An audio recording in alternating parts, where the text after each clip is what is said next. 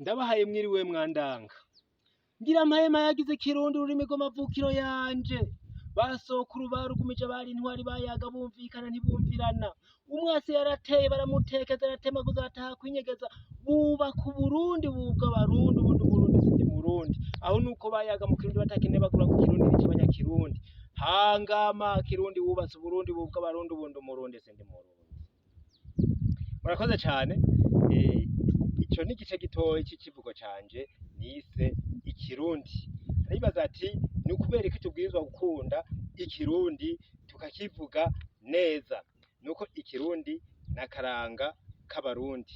Twebwe Abarundi Ikirundi niko karanga kacu.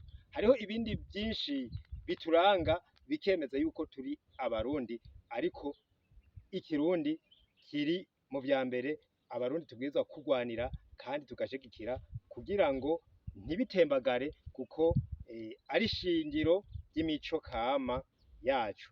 None rero mwese Abarundi n'abandi bakunda Uburundi, nuko twofashanya kugira ngo ururimi rwacu rutsimbatare, rwandikwe kandi ruvugwe, kuko n'amateka yacu.